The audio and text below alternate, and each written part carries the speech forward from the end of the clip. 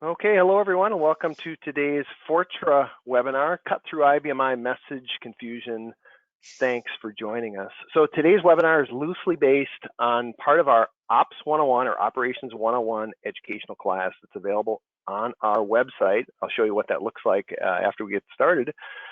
So what we'd like to do today is share a little bit about what we've learned over the years and a little bit about the basics of messages and message handling for new folks coming into the IBMI environment, or maybe folks that have been on the environment for a while but have never had a chance to really experiment around with message handling. I mean, we see a lot of people coming in from other platforms to manage IBMI from an operational standpoint and so forth amongst our customers. So time for a little basic training. My name is Chuck Losinski, Principal Solution Engineer for Fortra. I've been with Fortra, previously Help Systems, for 25 plus years, or almost 25 years. And I'm also Vice President of our local user group called QUser. Shameless plug, Tom. If anybody's interested in joining a really good user group that's online, virtual, so to speak, just go to QUser.org. Charlie Garino was our last speaker just this week on Tuesday, and we'd love to have you on board. That sounds awesome. Well, I'm Tom Huntington. I'm our EVP of Technical Solutions and also a long-term member of the Help Systems, now Fortra company. We were Help Systems for 40 years. We had a name change, and that's all it was back on November 2nd of 2022 to reflect that Fortra, or the Help Systems company, depending upon your viewpoint, had become a cybersecurity company. So you should think of us as pretty much all things cybersecurity, whether IBMI, Windows, Unix, Linux, et cetera. We do just about everything you can think of when it comes to cybersecurity. But we also do a lot with automation. That's not going away. We have a lot of great relationships in this marketplace, specifically with IBM, as we continue to work on some of their products like BRMS, PowerHA, and RDI. We work on those.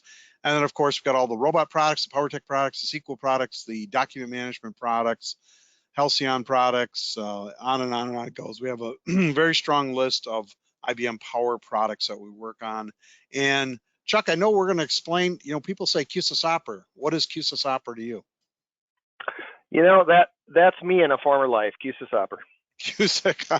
No, that was QSEC-offer, right? You were the guy right, with all the authority in the world. But I often like to equate QSYSOPR when I talk to customers who are new to IBMI. I equate it to the event log on a Windows server. If that's what you know, or the event log on another server, QSYSOPR is really the event log on IBMI. That's how you should kind of look at it, because it keeps track of everything IBMI, all the history and what's happening on the server. So that's me. Look forward to working with you. We have our first polling question here today, and basically, what are your message management headaches? Messages sit unanswered too long on the old QSYSOPR, or for that matter, QSYS message, because there is more than one message queue on IBMI. Messages don't get answered correctly.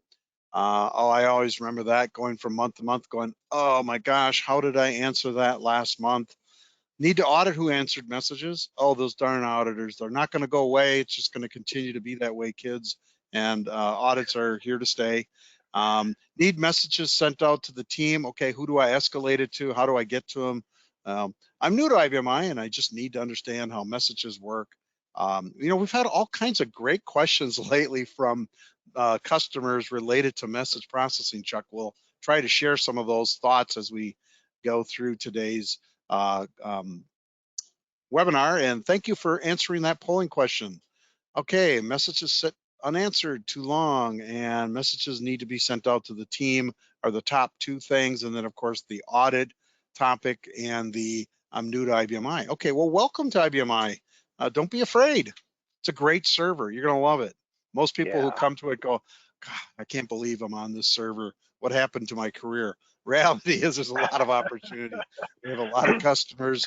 Join me on the marketplace survey at some point in time, and we'll explain more to you. Okay, there's our polling question. That's a great place to start too. Is in that marketplace survey, Tom. And yeah, welcome aboard if you're new to IBMI. So this is our list of things to talk about today. You know, we're going to start from the beginning. We're going to get into the nuts and bolts and have a little fun with messages, and then we're going to talk about automating messages. And then Tom's going to finish things up with a little bit of programming that could potentially be done around message handling.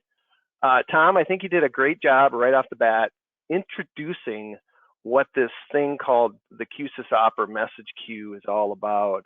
You know, very much like the event log in the Windows world. If you're coming into our world now, there are multiple message queues. We'll talk a little bit about some of those other message queues. But what happens? What gets posted there? What sort of events get posted there? Hardware failures, program failures, even things like just jobs that start up or complete. All right. So those types of events that you might want to know about are out there.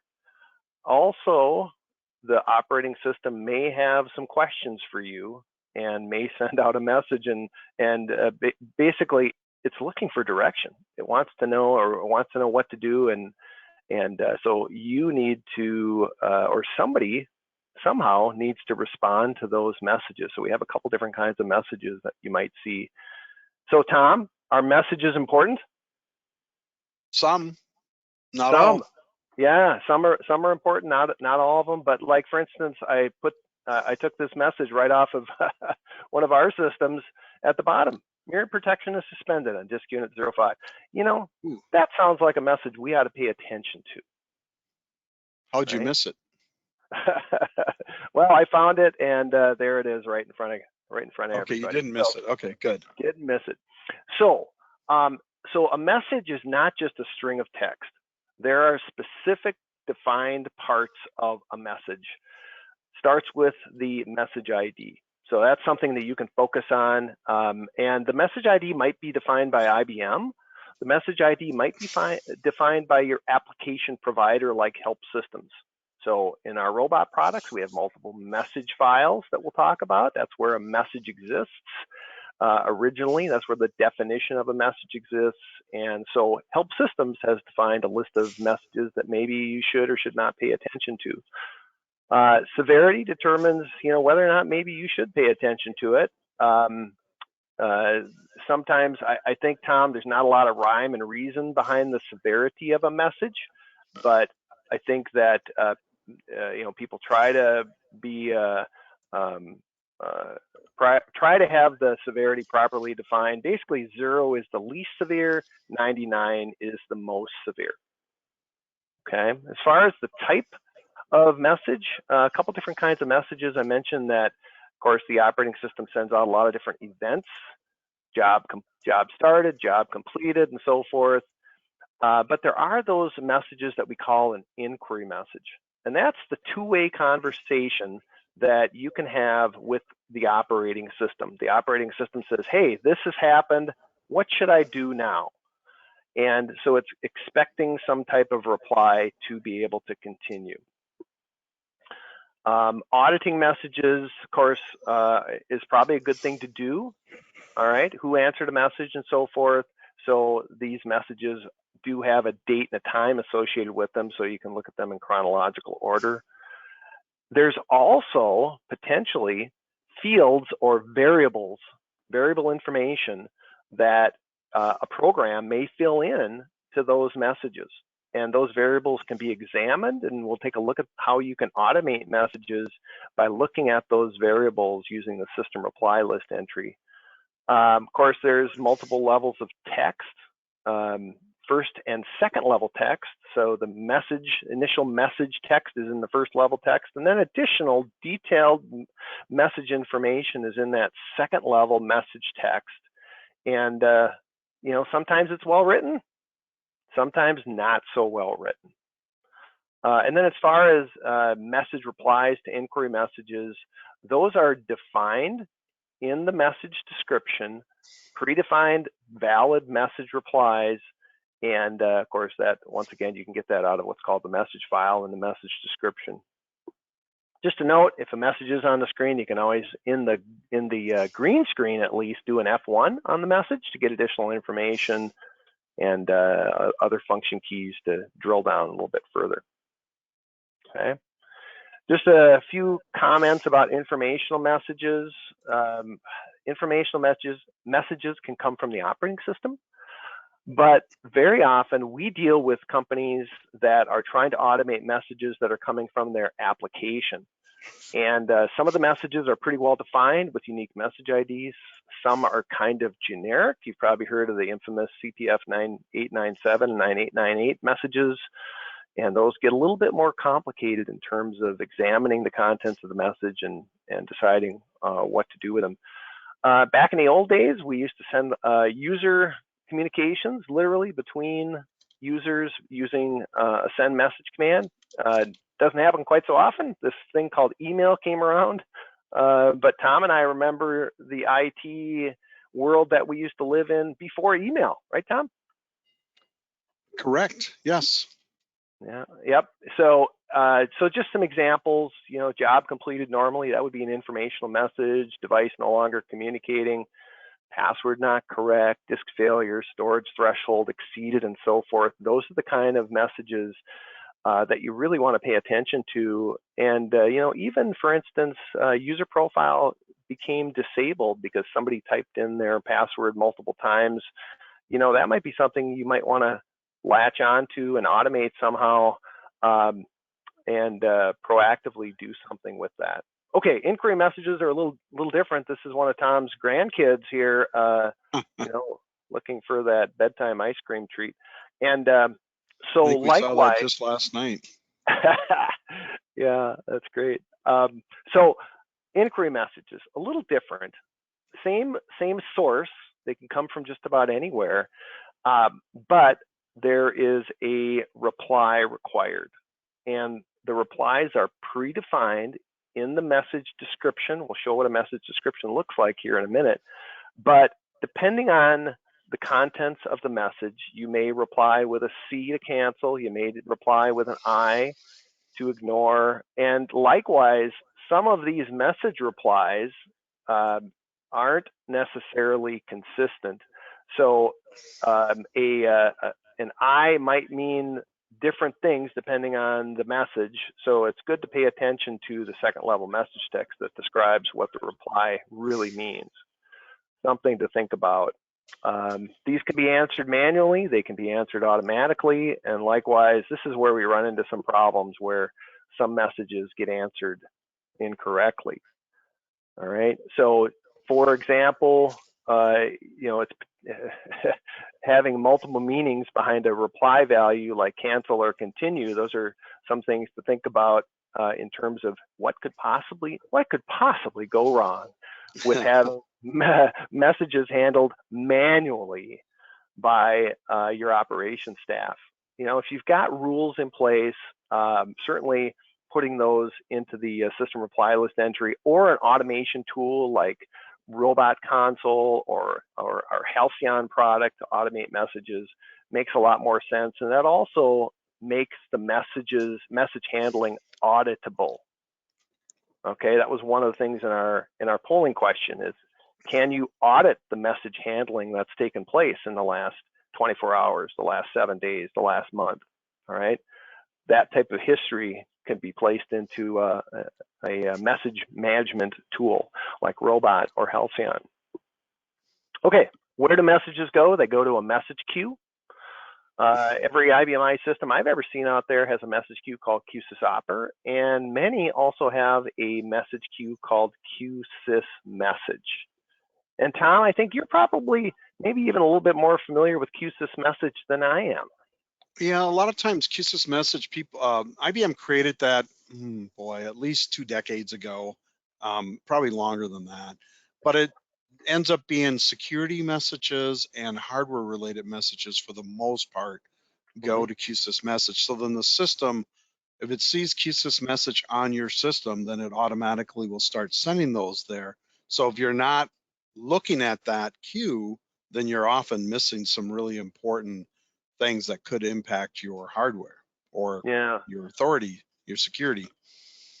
Yeah, a little easier to segregate the messages then between QSYSOPR and QSYSMessage. If QSYSMessage does not exist on your system, all you have to do is create that that message queue, and automatically logging will take place. Likewise, there's a user message queue and a workstation message queue, and we'll demonstrate that a little bit today. So for instance, here is our first command. Drum roll, please, the display message command.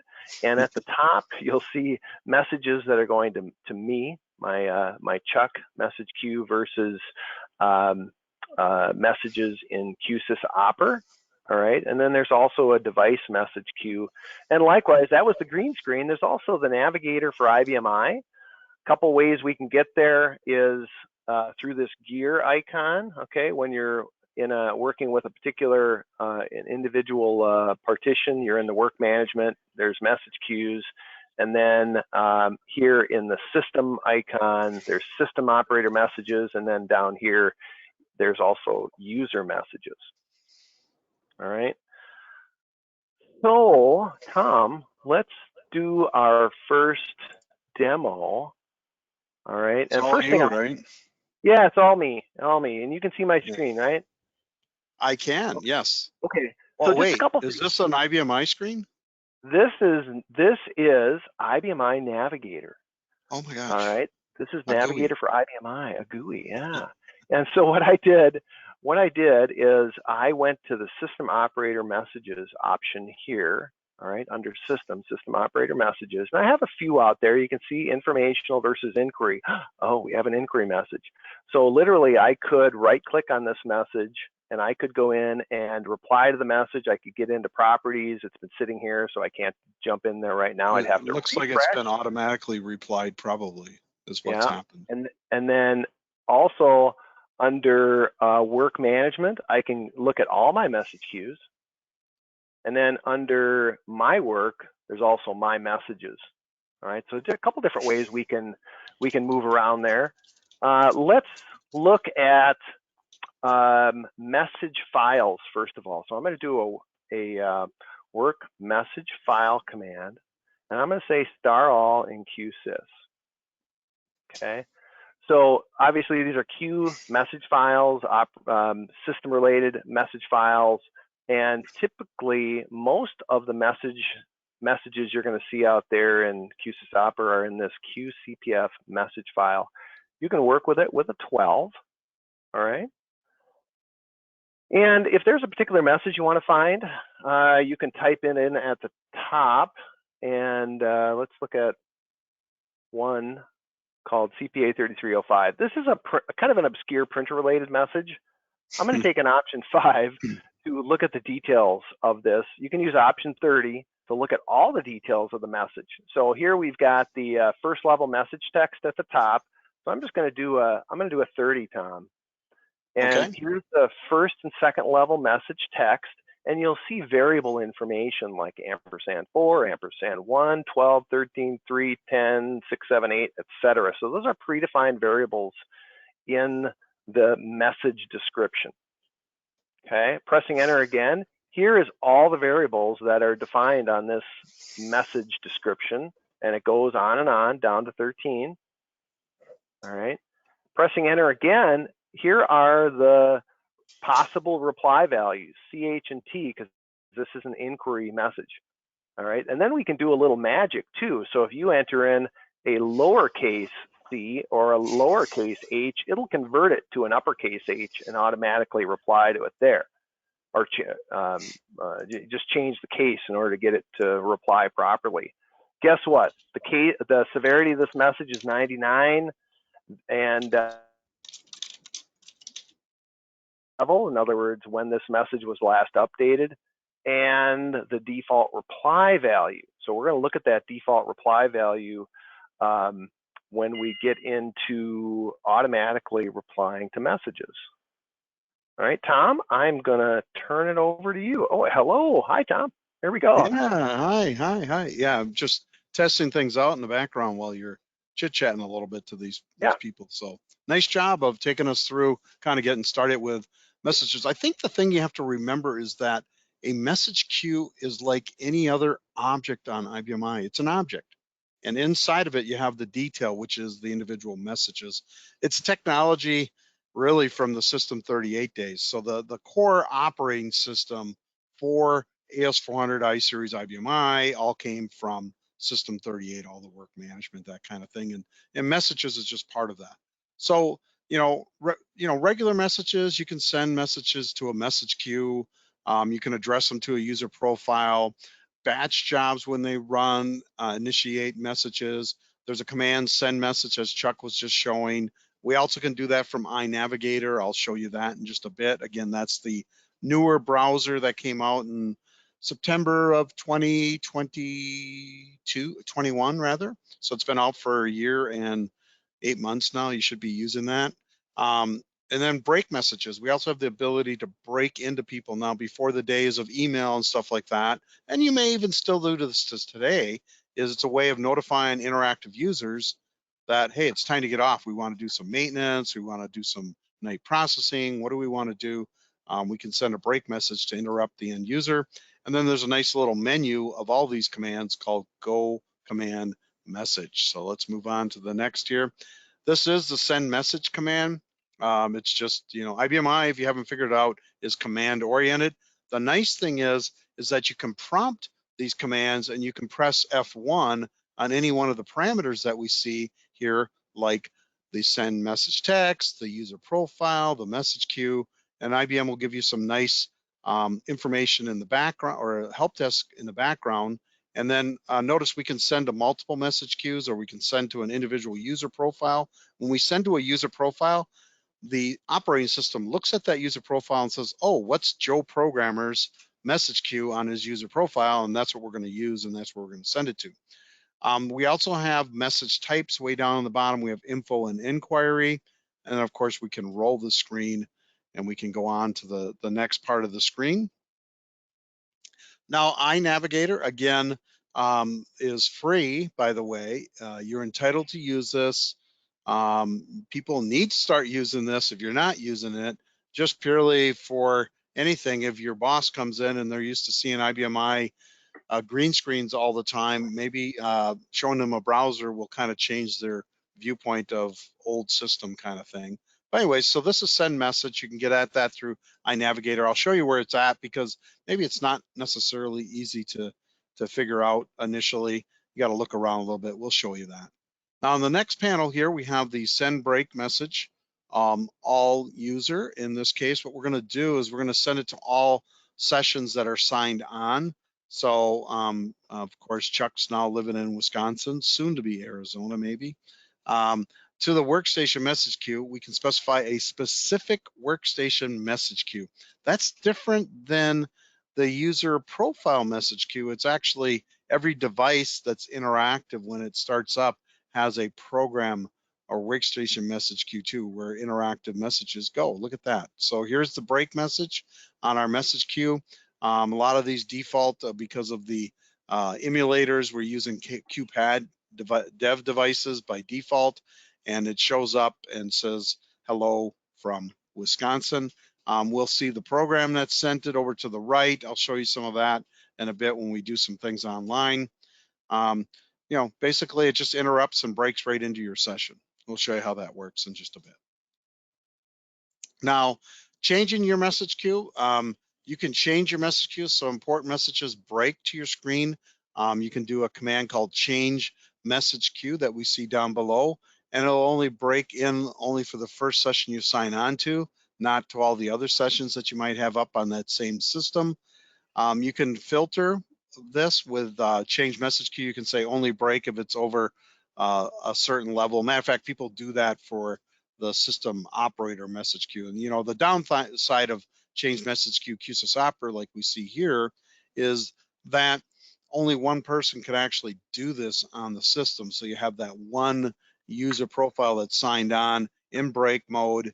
Notice it says delivery mode there right in the middle, start break, and then severity code 60, and then the message text is whatever it is. So right now what's going to happen is, if you remember the severity flag that Chuck was talking about, those severity numbers, if somebody sends an informational message to QSYSOPR that's important and it's below severity code level 60, meaning 60 is higher than 50 and so forth, you won't see it. They won't even break. Okay, now we can hit enter and go on to the next screen here, which is time for a live demo. Now, there we go. We're back on your screen. Are you going to do all these live demos? No, you're not. Tell you what, I'm going to make you the presenter. Oh gosh, now I got to show something. There we go. Okay, I want to make sure we show the right screen here. Okay, so let's go here. So we have a few different things we're going to show in this part of the presentation, and we're going to basically send a message to a message queue. And first thing I'm going to do is do that break message function. So let me get my other screen up here. Oops, and now of course I lost it, Chuck. All right, get this guy back up too. All right, so we can do a couple things. One, send break message. So if we were to look at our subsystem QEnter, Chuck, are you signed on? I am. Somewhere. All right. And I hit enter. You will see we have some interactive users in here. Now I got my colleague, look at that, Carlos is on here too. So, and Heath and a few others. They're gonna be really happy with me. I'm gonna say hello from Tom Huntington. We are doing a webinar today on messages, all right? So, and then I can send it to all workstations that are active on the system, or I could send it to specific ones.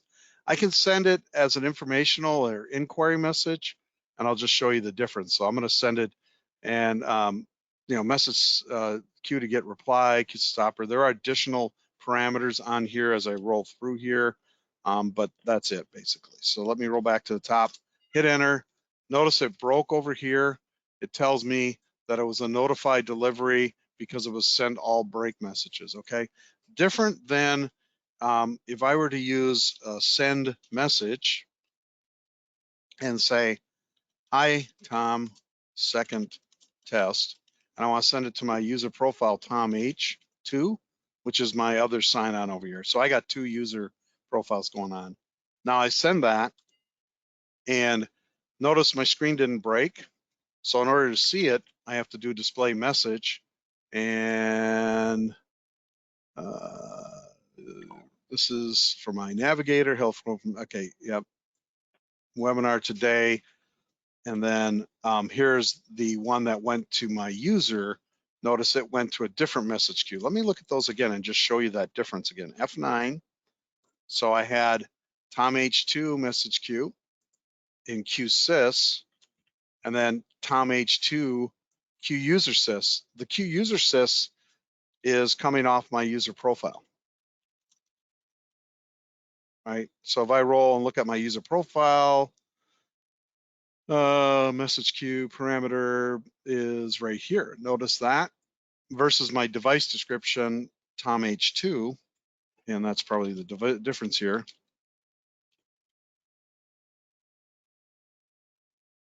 They're getting more than what they asked for, Chuck. That's good. You'll see a different message queue. It says current QSYSOPR message queue, but it ends up being that the device message queue is QSYS Tom H2, right? If we go back in here. What else do we want to show here? Oh, okay, and then, and so we've displayed everything, changed the assistant level. So if I'm looking at, say, QSYSOPR, all right, that's my level here. I have a F21 that's hidden here, and I'm in right now intermediate mode, which is kind of like advanced mode, really.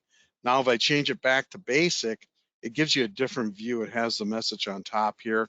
Same over here. If I do a, well, I got a display message over here. Boy, I'm sorry, that screen is so ugly, that green. But if I do F21 here and change back to basic, we get a different view. So again, there's nothing needing a reply up here, so you don't see any. And then it breaks it out by messages that need a reply. So that's kind of the difference, is giving you a better view for those who are new to the system. Personally, just, go for that. All right. I like the basic view, Tom. I think that's good. Yeah. Okay, here's iNavigator. All right. Again, I've just signed on to my same system wisdom. I signed on with my profile Tom H. And then I can roll down these little icons to see different things that are available to me in iNavigator. Now, one of them is system operator messages, right? And again, this will break things down and I'll be able to see all the QSYSOPR messages that we saw, what Chuck was looking at earlier, inquiry, that kind of thing. I also have, as I come down to my little person here, I can see my messages. And while I'm here, I will show you, I can send a message to my Tom H2 profile. Actually, I'm gonna send it to Tom H because then I can interrupt the user and say, hello, Tom H today, or something. I don't know. I'm not being very creative. So, and then I just send it, right? So this is me from iNavigator sending a message to a green screen station. The only reason I chose this station here was because you guys can read it better. The other colors I chose after I looked at it weren't very great. Covering for my poor decisions, Good job, Tom. Chuck. So back to you from this live demo. Yeah, okay. Let me know when you can see my screen. I can see your screen. There awesome. Okay. Yeah. So let's talk about those inquiry messages. This is kind of where the rubber meets the road, so to speak. And this is where we hear about jobs being delayed, workflow being delayed because messages aren't handled in a expediently. All right. Sometimes, I mean, we've heard, and Tom has heard this umpteen times.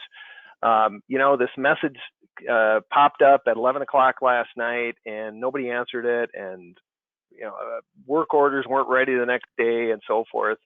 So there are multiple ways you can go about managing the message automation, either in the operating system or, of course, using more advanced tools like a robot console or a Halcyon message management tool. But what we're going to talk about today is the system reply list and how you manage that, those automatic answers with settings in the job description. All right, and I actually used Navigator for I here on the right-hand side just to show you the setup of your job description. If you're not familiar with job descriptions, you should really take a look at those because there's a lot of information as to how your job will be handled by the operating system in the job description, including something as simple as inquiry message reply. All right, there's a couple different values, and on the right-hand side, it says here that my inquiry message reply is required, meaning somebody's required to go in there and answer the message. All right, there's other options there, including using the system reply list. At the very bottom, it says your job attribute needs to be system reply list in order to get the system reply list to kick in and actually answer a message. The other option is default. All right, there's we looked at the CPA 3305 message, and that had a default message reply of a C, which means if our inquiry message reply value was set to default, it would simply take the default message reply. Okay, so using the system reply list entries, you can automatically answer the message that happens, and you can also examine some of the contents of a message, and based on the contents of the message, you can reply. Okay, so there are some requirements here in order to get the message to auto reply. And actually, if you look at your job description and do a help F1 on the inquiry message reply field, you'll get some really good guidance. Okay, so like it says, required, a reply is required, default, the default message reply is used, or system reply list, the system reply list entry will be used. Okay, so what is a system reply list? the system reply list, which you can get to with the work reply list entry command, is a global table that's used by the operating system to examine messages as they occur and then to automatically answer those messages. And a little bit of a criteria here, or I should say a little bit of a caveat, is you can either automate a single message, like for instance CPA 7025, and I've actually got multiple entries in here, and the replies could be different based on the what are called the compare values in the message. But likewise, you can also do generic replies. All right. So if there's a RPG 0000 or a CPF 0000, the default reply will be used for the entire range of those messages. All right. Or I should say the reply value here of D will be used for the entire range of those messages. So a couple options for automatically replying to messages. Tom, let's do a live demo. There's Tom's break message to me. All right. Always interrupting you. Yeah. So let's look at my interactive job. I'm going to do a change job command, and I'm going to prompt it. All right. And this is looking at my current interactive job. So this is the details of the job based on the job description that's being used on my job. And right here is the field that says inquiry message reply. It says it's required. All right. So I'm gonna generate a test message, and I'm actually going to use a robot console utility just because that makes it easy to send out test messages. So let me do that, and let me do a display message QSYSOPR first. And I'm going to get rid of this. I'm going to get rid of that message first. All right. Now I'm going to paste in my send test message. This is a utility we have in robot console. So I'm going to send the 3305 message to the QSYSOPR message queue with some data in it. So I'm going to do once again a display message QSYSOPR, and here's the message. All right, and my message reply value was required, so I'm required to put in a reply. All right, so I'm going to put in a maybe a C here. All right, so I'm going to cancel whatever that is. Now let's look at the reply list entries.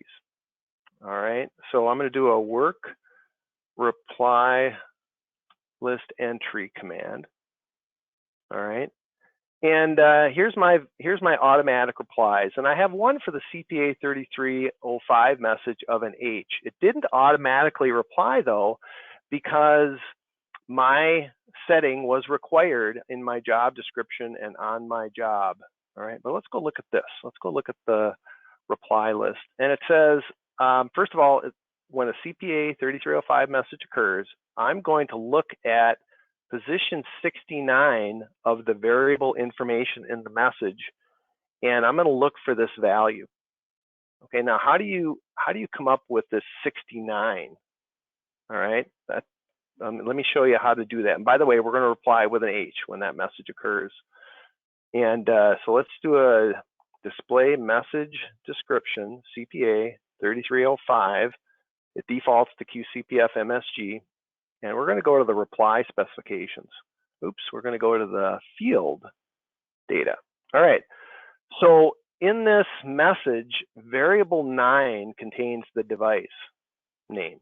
All right, so what you need to do is you need to add up all of these values, 10, 20, 30, 40, 50, 68, and starting in the 69th position is the device name. Okay, that's how I came up with position 69, and here's my device name. Okay, so I'm going to start using the reply list now to reply to this message. So I'm going to do a change job, prompt it, F10, and if I wanted to make this permanent, of course, we'd change the job description, but I'm going to use sysrpyl, sysreply list. All right, and now I'm going to resend that message. And let's do a display message QSYSOPR, and voila, the message was automatically replied to with an H. All right. Also, there was a default message reply on the message description of a C. So if I did a change job, or actually a change job, there we go, and change this from sysreply list to default, and I send out my message one more time, I believe it's automatically going to reply with a C. And there it is, because that was the default reply. So you got some choices, a little bit of thinking you got to do around this to get your messages answered, but certainly that's going to be a huge help to you. Tom, let's talk about a little programming. Impressive demo. I love it. Yeah, let's looking at our time here, we'll get us through here. So batch messages, probably the biggest thing, and Chuck alluded to this earlier, is those inquiry messages hitting QSYSOPR and it's halting some batch process during the night when everybody's sleeping. And those are generally coming from the send program message built in, or an API that's equivalent of that. Or a send user message, which I've seen in some applications that will send from a batch job. And I'll show you why in a bit they have to be in like a CL or something like that. And there are, again, APIs related to things like that. Then we have the receive message. Receive message, again, is used in a program to read messages in real time as they hit any message queue. So you can do a receive message against any message queue. Matter of fact, if you're a robot schedule user, and if you look at some of our robot jobs running in Robot Sleeper, and you'll see them as a message wait, and there's no message, the inquiry message. That's because we're doing a receive message inside those programs. And then the last command we have here that is often used in programming is send reply. This allows you from batch to actually answer a message from a program in the background, and you use the command called send reply. So let's move ahead here from a programming perspective. So send program message. All right, so as your developers create applications and they want to send informational messages to QSYSOPR or wherever, they're usually going to use send program message in the background. Now, we see a lot of poorly designed business applications where people don't use unique message identifiers. They will do something like CPF 9898 and use the IBM default from QCPF message, and they'll put some unique message text in there. The downside of that, when it comes to automation, it's a little harder to automate a message that's coming from a generic message ID versus a specific message ID. Again, send program message must be done in a CL program. Go ahead, Chuck. And then receive message, again, is the message that you can specify a message queue that you're going to monitor, and what it's going to do is sit out there in the background and wait. It's basically waiting on a message to hit the message queue. It wakes up, we grab it, and then as you roll through this command called receive message, the operating system is going to parse out those dynamic parts of the message, like the message text, the second level text, the first level text, all the message data, which is that unique part of the message, and it's going to tell you how long it is. And if we look at the parameter that says message ID 7 characters long, that's that CPF 9898 or CPF or CPA 3305 that Chuck was showing, and then a severity and so forth, and the message file with a message. Okay, so if you're into programming, receive message is where you're at when it comes to writing your own message monitoring process, okay? And then the send reply, what makes this really tricky is you'll see that first parameter called message key. We haven't talked about that, but every message that hits QSYSOPR or any other message queue has an internal message key that's unique to that message. And so that's how, when you send a reply, you have to know that message key. And if you roll back to the previous receive message command, one of the parameters is message key, and it's that 4-character ampersand KEY that we see there. That parameter there is the unique identifier to the message detail on the message queue. And if we roll to the next slide on the send reply. All right, so now we also can do a change message queue, and we can put a break handling program on any message queue. And for instance, we do some restricted state processing inside of Robot Save for helping customers automate it. Well, while we're in there, we put your QSYSOPR in break mode, and we put a program on there, and we can have that program get evoked from out of that interactive process and process whatever's in there. And actually, that's how we end up eventually sending you a text message. On the system, IBM a few years ago added a reply interception exit point on the system too, so that as replies happen to the system, we can intercept that. And actually, we do that inside of our product, and that's how we could say, let's just say somebody cancels your backup job in the past, and you're like, you know, developers, we told you never ever cancel the backup job, and they do it anyways just because they want to get end users back on the system, right? So we can intercept that and say, no, you're not allowed to. And so the reply interceptor allows us to pull in and do some unique processing underneath the covers. So, all right, so now I'm going to be showing you, did it show my screen already? No. Let me try that again. I want to shoot. Pardon? Got it. QCL Is it, source. oh, you're seeing the right one. Okay, that's what I was worried about, Chuck. Okay, I want to make sure that our audience was seeing the right screen here. Okay, cool. All right, so what I did here is, first of all, I'm in PDM. All right, I know you're supposed to use a GUI graphical designer or whatever, but we want to show you a couple commands. Send program message. I'm going to prompt that. And notice on the bottom here, it says the command not allowed in this setting. That's because you can only use this in a CL program or batch type process. Same would be where it's send user message, same thing. All right, receive message, same thing. We got that same thing down at the bottom here. And then this is, you know, all those parameters that we just showed you. Anyway, so we have a CL, and I'm going to just position to the send. We got a very simple one, first of all. That's all it's going to do is just do that send program message. So let me do that first. I'll call SND TST, oops, ST message. Okay. And then if I look at QSYSOPR, we'll see here's that message that I just sent. All right. Now I'm going to do a little more complicated one. And this guy here, if I look at it, it's going to have, it's got two parameters basically, which is a message ID and the message file. So then it's using the send message command right here, sending it hard coded to QSYSOPR.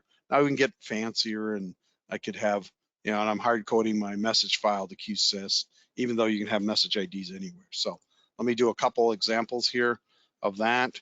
So if I do this, I do a call, send ANY MSG, parameter CPF 9898, parameter QCPF message is the name of the message file. Hit enter. That'll send that. Let me do one of my favorite ones. We'll scare everybody on the system and say we're running out of disk space, CPF 0907, and then I could also send that same message again, CPA, what was that, 3305, all right? Yeah. So now I've sent all three of those. How are we doing on time, Chuck? Yeah, we're doing good. All right, so we see all these messages. I just sent them all there. And I can, you know, quite easily do that with a program, very much so. Now, that same information again, if we were to go in and look at QSYSOPR, what I like about now, we go a little deeper here, SYSOPR, and if we come in here, we can press F1 on any of these messages. So let me do this here. And notice it says CPF 0907 is the message. Now you have a message detail option here, F9. And what's nice about that is it's giving me a little more detail. It's saying here's the user that sent it or the job, and then here is the program, okay? Now, I could have submitted this to batch because I could send it that way too, but that just gives us greater detail. Again, if we go into iNavigator and I look at my system message queues, I like showing you guys this as we work through here, that we got all these different options. System message queues, we'll see those same set of messages in here. So, Chuck, anything else you wanted me to share with the No, group here? that was right on, right on. So you can write your own programs basically to send messages, receive messages, all those kinds of things. Obviously, we've made it easier with either the robot console solution or the Halcyon solution to help out. And because I hadn't been in iNavigator for a little bit, of course, it's circling around a little bit, but it will come up here shortly. Yeah, let's share the closing polling question, see if anybody has any follow-up. And we do have a question. Here, my screen did come back now. Oh, okay. They want to know if this is being recorded. It is, and we will send out the recording. So question is a quick summary of how to interact with QSYSOPR messages from an application, okay? And they're actually listing one of our applications, but it really is, you know, here's it our could polling be question. application. Yeah. How can Fortra help you? You know, can I talk more about message management tools? Again, we do this automatically for you. You see that polling question up. Maybe you just want to have a broader discussion. I've had, you know, that's why I meant to mention, I've had people say, is there a way I can monitor that my backups were successful? Well, in QSYSOPR, there is, every time a job finishes, there's a message for every job that finishes, normal or abnormal. There's CPF 1240 for abnormal, CPF 1241 for normal, and we can say if job equals backup, let's grab it. Let's put it into some special area on the system. So there's ways to do that. You also can look in QHIS too, for that matter. Somebody wants a product health check. What do you do with product health checks, Chuck? Well, Tom, what we do is we take a look at how your product, your robot product, your Halcyon product, your PowerTech product, your SQL product is configured. We give you tips on how to make it better, possibly set up purging, or to make it maybe run more efficient, or maybe you just need to get it updated, and we'll help you out with that.